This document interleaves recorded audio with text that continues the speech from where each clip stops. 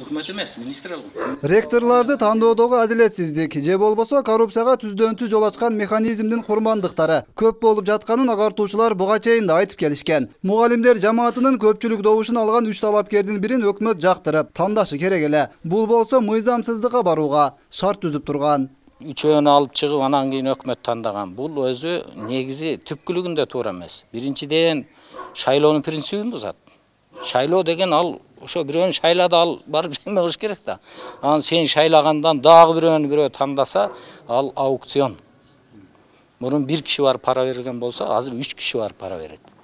Андыктан ректорду шайлоо түздөн-түз жемкорлуктун желегин желбиреткен, системага айланып үлгүргөн. Мунун кесепетинен жогорку окуу жайларындагы мугалимдер жамааты бөлүнүп жарылууга барып, башаламандыктар орун алып турган. Эми болсо бул багыттагы мыйзам өзгөрүп, ага ылайык ректорду шайлоого катышкандардын 50%дан ашык добушун алган талапкер шайланды деп эсептелет. Бул долбоор 3-чү окууда добуш берүүгө жолдонуп, кабыл алынды.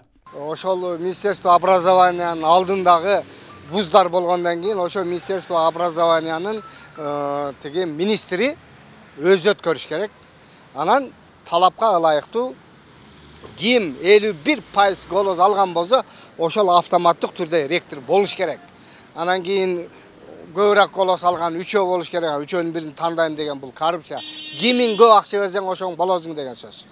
Ректор болууга аракет кылгандар арасында добуш алууда 3-чү, ал эмес 4-чү орунга жеткендер да добуштун аз экенине карабастан өкмөт тарабынан тандалып, буйрук аркылуу кызматка келип турушкан. Анткени ректордун кызмат ордуда эң эле майлуу сүттүү орундардын катарына кирет. Андыктан ректорлук кызматты шайлоо аркылуу эмес, билим берүү министри тарабынан дайындала турган эрежени киргизүү керектиги айтылат. Бекитүү жолу менен барса жакшы болот деген ойду айтмакпыз да. Себеп дегенде бул баягы кимдин жөндөмдүүлүгүнө жараша баягы рейтингтери бар да. А эми шайлоодо баягы рейтингтер калып кетип эле баягы жанагы айткан көмүскөдөгү кыймыл аракеттер механизмде иштеп кетет экен дагы, баягы таланттуу, жетекчиликке ыңгайлуу, баягы өзүнүн баягы шарттары менен белгилүү болгон жаран кое албайт экен чындыгындачы. Жаңы мыйзам ишке кирип баштаса, биринчи кезекте бүт өлкө боюнча ректорлорду кайра шайлоо зарылдыгын тармак адистер айтышат. Анткени буга чейин шайланды делген ректорлордун дээрлик баары реалдуу добуш алуу менен кызматка келишкен эмес деген таризде.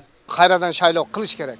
Буга элдин бардыгы жамааттагы ошого колдойт, потому что нереальный келген, нереальный болбош керек. Дайыма жашоодо оң жыйынтык бериш үчүн реальный ректор, реальный голос алган адам келиш керек.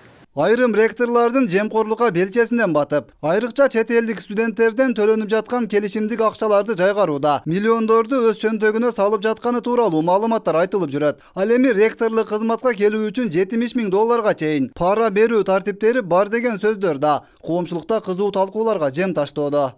Өткүрбек Рахманов, Замирбек Тойчубаев, 7 канал.